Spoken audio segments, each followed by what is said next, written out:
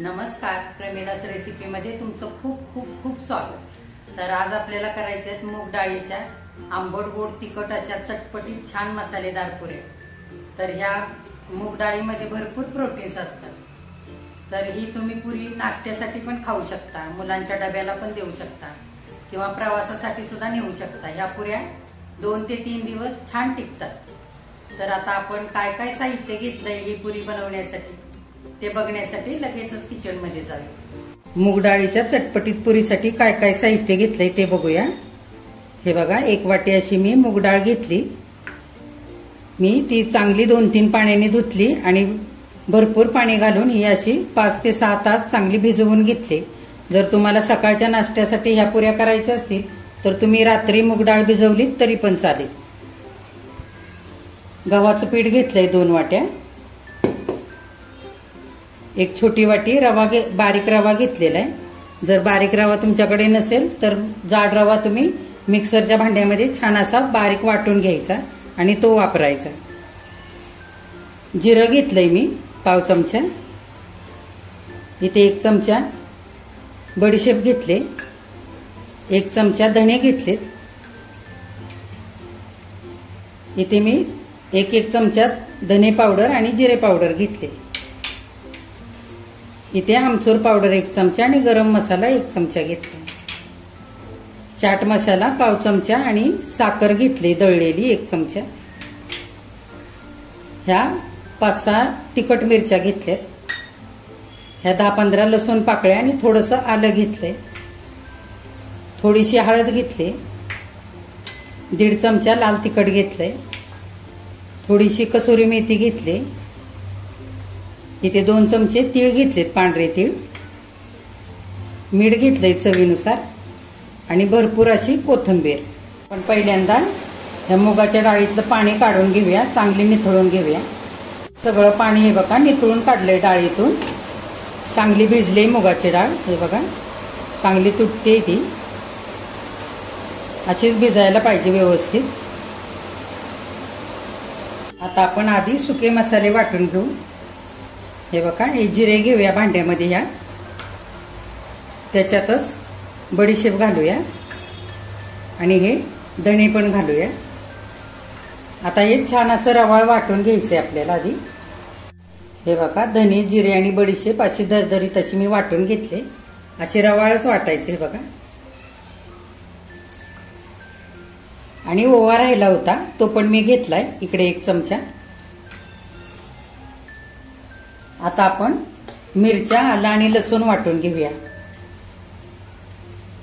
मिक्सरच्या भांड्यामध्ये ह्या मिरच्या घेऊया, असे तुकडे करून घेतले आणि ह्या 10-12 लसूण पाकळ्या आणि थोडंसं आलं हे पण घालूया आणि हे पण चांगलं आता वाटून घेऊया बारीक। हे बघा, आलं लसूण आणि मिरची मी अशी बारीक वाटून घेतली। आता आपण डाळ वाटून घेऊया। हे बघा, मुगाची डाळ वाटण्यासाठी मिक्सरच्या भांड्यामध्ये मी डाळ घेतले आणि अगदी 2-2 चमचेच पाणी घालून आपण हे वाटून घ्यायचे। खूप पाणी नाही घालायचं आणि अगदी बारीक वाटून घ्यायची। हे बघा, अशी मुगाची डाळ मी बारीक वाटून घेतली। मी वाटताना 1च चमचा असं पाणी घातलं। हे बघा, एकदम बारीक करून घ्यायची, अगदी पिठासारखी। आता ह्याच पद्धतीने आपण उरलेली पण डाळ वाटून घेऊया। हे बघा, मुगाची डाळ आता सगळी वाटून झाली। मी 2 वेळा मुगाची डाळही वाटली मिक्सरच्या भांड्यामध्ये। प्रत्येक वेळेला 1-1च चमचा पाणी घातलं, फार नाही पाणी घातलेलं। आता आपण परातीमध्ये आधी रवा घेऊया आणि त्याच्यावरती ही वाटलेली मूग डाळ घालून घ्यायची।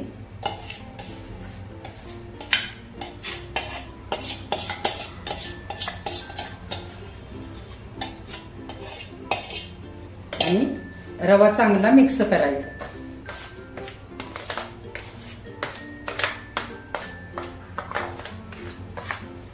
चांगला मिक्स करून घेऊ आधी।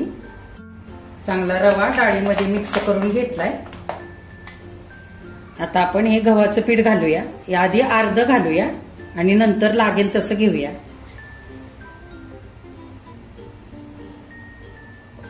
साधारण 1 वाटी मी हे पीठ घेतलेलं आहे।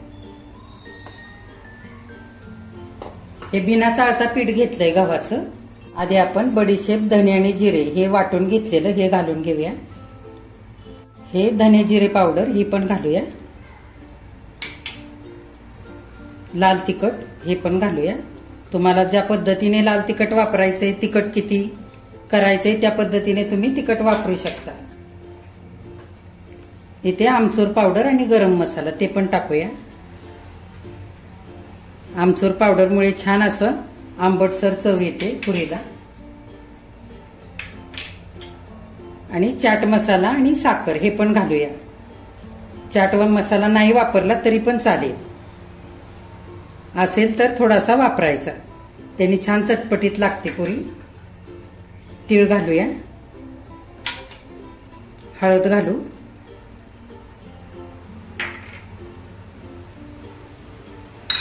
कसुरी मेथी घालून घेऊया.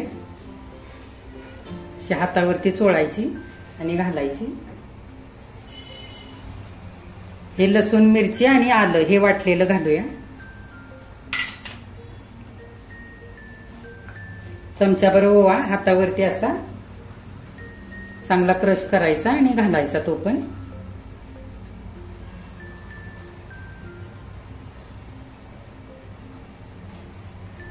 कोथिंबीर घालूया. भरपूर कोथिंबीर घ्यायची, छान अशी छान लागते पुरीमध्ये. आणि चवीनुसार मीठ घालूया. आणि आता हे सगळं एकजीव करायचंय. आधी पाण्याचा वापर नाही करायचा. ह्या डाळीमध्ये चांगलं पीठ मळून घ्यायचं. लागलं तरच आता पाणी घ्यायचं. हे बघा,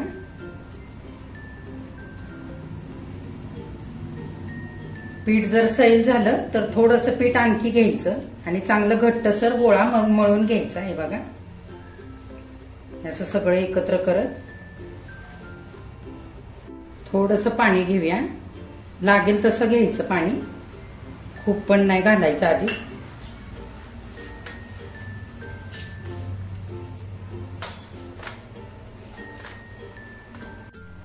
हे बघा, आता सगळं पीठ मळून झालेलं आहे.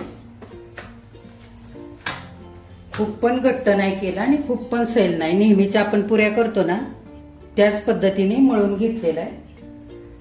थोडंसं तेल लावायचं, अगदी थोडंसं, आणि छान असं मळून घ्यायचं. आता मी हे पीठ मळताना साधारण 4-5 चमचेच पाणी वापरलंय आणि मावेल तितकं मी डाळीच्या मिश्रणामध्ये गव्हाचं पीठ घालून घेतलंय.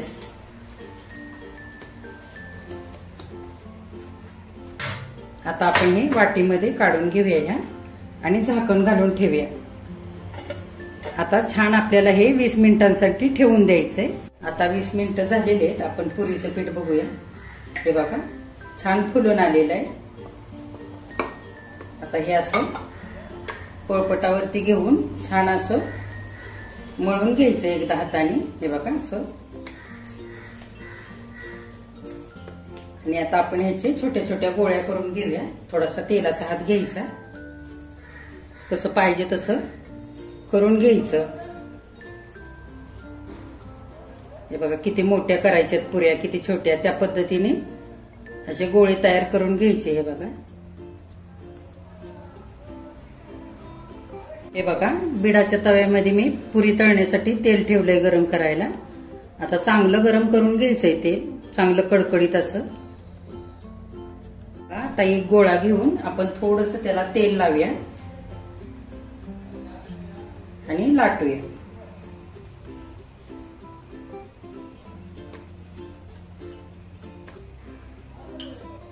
छान अशी कडेने लाटायची आणि गोल करायची. हे बघा, तुम्हाला किती मोठ्या करायच्या तशा त्या करून घ्यायच्या, छोट्या मोठ्या. हे बघा,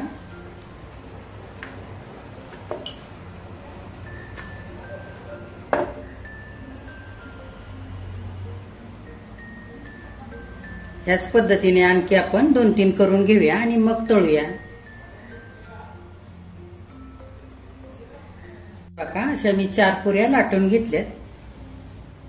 आता आपण तळूया. तेल गरम झालेलं आहे आता चांगलं. हे बघा, असं पुरी टाकून घेऊया आपण. दोन्ही साईडनी एकसारखीच अशी तळून घ्यायची.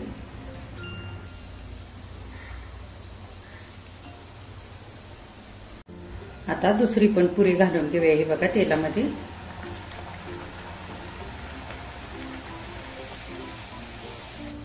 चांगली तळलेली काढून घेऊया.